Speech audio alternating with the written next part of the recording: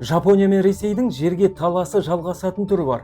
Бұған Ресей басшысының жақында айтқан мәлімдемесі себеп. Ресей басшысы Қиыр Шығыстағы кәсіпкерлермен кездесуінде Курил аралдарына баратынын мәлімдеген. Ал Жапон үкіметі бірден реакция білдірді. Жапон үкіметінің басшысы жағдайды мұқият бақылайтынын мәлімдеді. Қазіргі уақытта Курил аралдары Ресейдің Сахалин облысы құрамына кіреді. Бірақ Жапония ұзақ уақыт бойы бұл территорияларды даулап отыр. Жапондар бұл территорияны басып алынған аймақ санайды. Қысқаша тарихына тоқталсақ, 1875 жылы қос ел қол қойған Санкт-Петербург келісімі бар. Бұл келісімде Ресей Сахалин аралын даусыз бақылау үшін Курил аралдарына иелік ету құқығын Жапонияға берген жазылған. Ал 1945 жылы Ялта келісімдері аясында аралдар Кеңес одағына берілген. Жапон халқы кетіп, бұл аумаққа Кеңес халқы келген. Содан бері Токио осы күнге дейін аралдарға тарихи құқығын талап етіп, Кеңес одағын және 1991 жылдан бастап Ресейді бұл территорияларды қайтаруға бірнеше рет көндіруге тырысқан. Ал 2022 жылы Жапон билігі Курил аралдарын